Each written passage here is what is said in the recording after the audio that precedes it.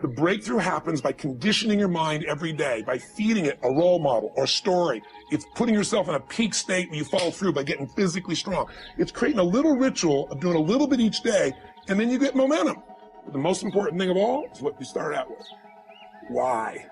Absolutely. Why is it a must for you? It doesn't have to be you're against the wall, but it has to be something you're hungry for, because the only difference in people is hunger. And if you're not hungry, get around people that are hungry and something will hit you. You watch a conversation, you get around people that are doing better, and all of a sudden you start going, my life sucks. I remember I went to a guy in LA, one of the most multi-billionaire guy, I'll never forget. And I lived in the Del Mar Castle, and I was really proud. That was like the symbol of me having taken myself from being poor to providing for my family this great place. Built from castles in Europe overlooking the ocean, not far from me. And I went to this guy's house. He's a billionaire. He took me down to his wine cellar. I don't even drink wine.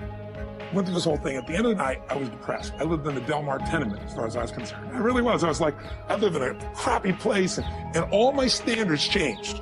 All of a sudden, I wasn't willing to settle for living that. All of a sudden, my back was to the wall in a different way, because as a man, I knew I was capable of more. So people can change their standard by getting around where it's better. People can change their standard by getting associated with what's true, like the bills they got to solve, the problems they got to do it. Or they can do it because they're excited, because it's something new they want to take on. Everyone's different, but they got to find the why, and they got to come up with some daily rituals to get them going, and just do a step at a time. That's where you get momentum. You think about the first thing that determines whether you can do something or not, and I put that in this first box at the top here on the left side, and it's potential. Like, what's the potential of a human being?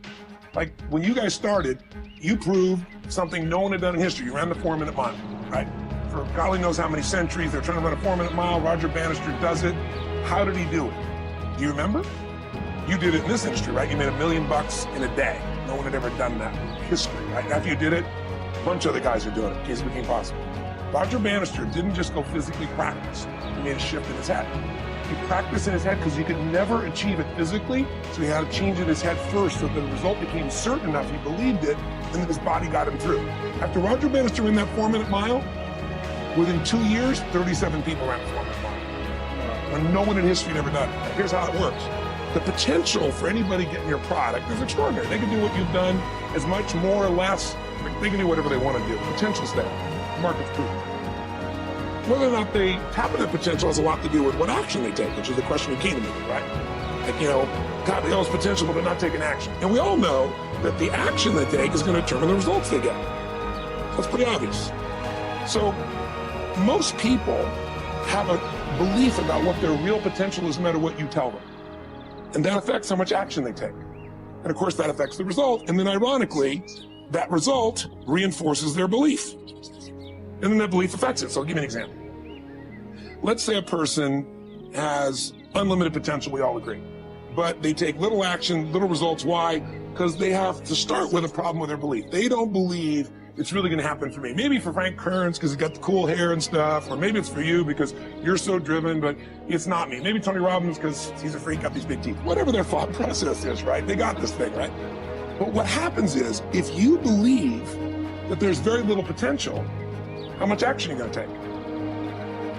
Nothing, little. And when you take little potential with a little action, what kind of results do you get? Lousy little results. And when you get little results, what does that do to your belief?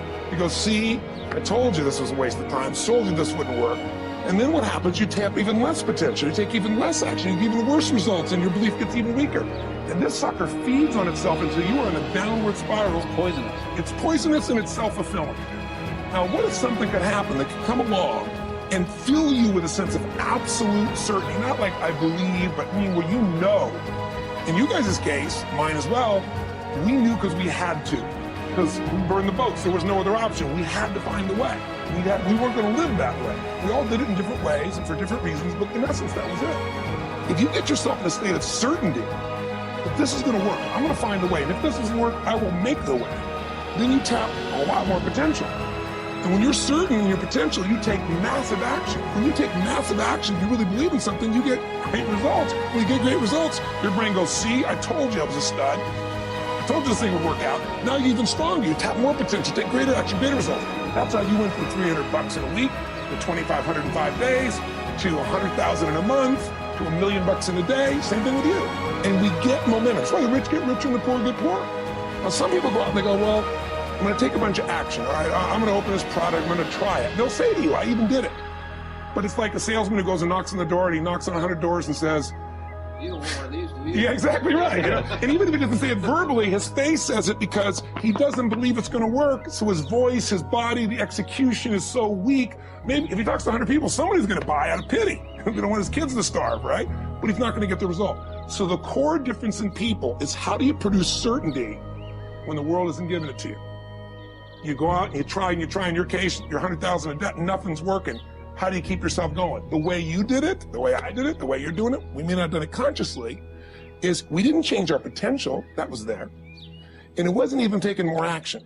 Taking more action with a belief it's not going to work, it's not going to change anything. We got results in our head that made us feel certain as if it had already happened.